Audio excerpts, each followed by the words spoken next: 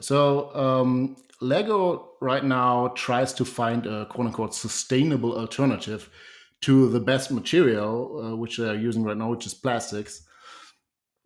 And hat tip to our listener Charlie for pointing us to the story. So we receive a lot of recommendations via email. So if you have good stories, feel free to email us. Um, this was in a recent Wall Street Journal story, and it featured this actual struggle of toy maker Lego to find plant-based alternatives to the material, to the plastic they use right now to manufacture their world famous bricks. And the challenge has been going on for 7 years now, and their ultimate goal is by around 2030 to have a viable alternative. And in last year, there was a pilot program with bricks made of sugar cane. So I have no information about how well that went, but I don't see them in the shops right now. So I guess I it's as a parent, I am highly I mean, talk about renewable. Like, if I bought my kids sugar Legos, I would not have any sugar Legos left in 15 minutes. okay. So I assume they will treat the sugar cane raw mass with something Right. that doesn't make them edible, I guess. Um, So the overall goal, of course, is to reduce the carbon footprint. They use natural gas to produce the plastics in some Chinese factory. I think we had a previous, I don't know whether it's a power hour or power surge, that it was that they had some solar rooftop on the Chinese factory, and that was totally ridiculous because, of course, they use the power grid and a lot of natural gas to manufacture the bricks. But okay, so they were looking into recycled materials and plant based materials, and so just there's this guy Tim Brooks, who's the head of environmental responsibility at Lego, and here's some quotes from him. So Lego tried making pieces from corn, but they were too soft. Its wheat-based bricks didn't absorb color evenly or have the requisite shine. Bricks made from other materials proved too hard to pull apart, broke, or had what executives call creep when bricks lose their grip and collapse. So that's a quote from the Wall Street Journal article. And then Tim Guy Brooks said, it's a bit like putting the man on the moon. So this is a giant effort for Lego. They're really struggling to find a better material. And then the question to me is why? Why do you need them to be sort of degradable or something like that? So the trend seems to be, oh, we want to avoid plastics because they are not degradable or end in the ocean. And I don't think that's true. I think most of the Legos in the developed world definitely land in some landfill or get burned. And so they get properly disposed of. And if you think about what do you want in a Lego brick, you want to be affordable. You want to be it to be durable. You want it to be safe and stable, so your kid doesn't chew on it and gets an injury or swallows it and then gets some chemical reaction in its stomach or something like that, right? So it's very very hard to imagine a better material than plastics, right? So this is a real challenge. It's really like putting a man on the moon. So it doesn't occur to me that you actually need to change the recipe, right?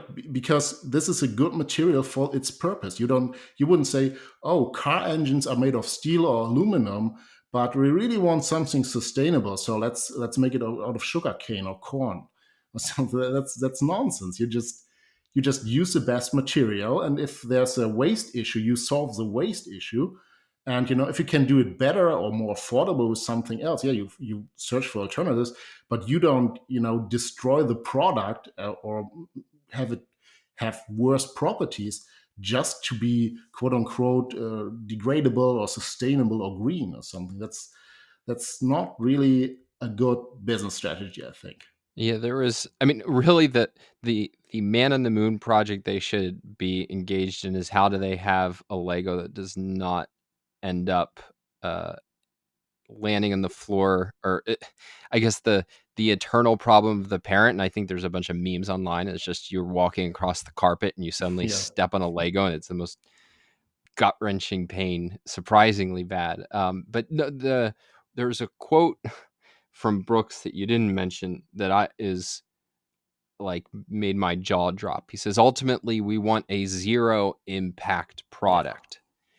And like okay, well, close your doors, right? Because there's no such thing. Like, there can't be Yeah, such a thing because production means impact. Like, think about the impact involved. Like, if you're going to use sugar, like, do you think there's no impact that's involved in like the agriculture and transportation and transformation of sugar? it's Like, that is what production is. It is transformation. And there's something so ungrateful about this. Like, why does Lego exist? It's and it I mean, partly it's because 'cause they're made of plastics, which come from fossil fuels, like, that's true, but it's more widely because we have a high impact civilization that made us so rich that kids could actually have toys rather than, "Here, go play in this branch," or more likely, "Here, go tend to the farm so that we don't starve." And then it's, "Well, impact is immoral, so we should have 0 impact," and then to make matters worse, we're going to demonize others for their impacts by lying about our own. So Lego is one of the companies that makes one of these phony 100% renewable energy claims, and and so never mind that our whole existence as a company and as individuals hinges on impact. The only thing that is zero impact is zero humans. yeah. I think that aligns well with what the Sierra Club said. Like, don't have kids; it multiplies your carbon footprint, right?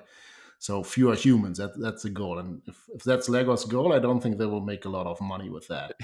But Yeah. one more point to that story. You mentioned, having the sugarcane impact, and actually, I think if you use agricultural products, it might have a much bigger impact because we've seen this with plastic bags versus cotton bags, for example, where you need to use the cotton bag thousands and thousands of times over to have the same footprint than a plastic bag of the same size. So it could easily be that you end up actually having a much greater impact, but maybe in some other country where they don't account for it. So it's a fairly bogus venture there, I guess. Yeah, and I mean, this is just there's this, like, just as things like hydro and nuclear get labeled as non-green, and without actually, like, there's no real consideration of, are they safe, what's their impact on our environment. um it's just they're demonized for these kind of reasons that don't involve looking at the full context of their impacts. I think the same thing has happened to plastic. It's that you don't actually look at its full impact compared to alternatives.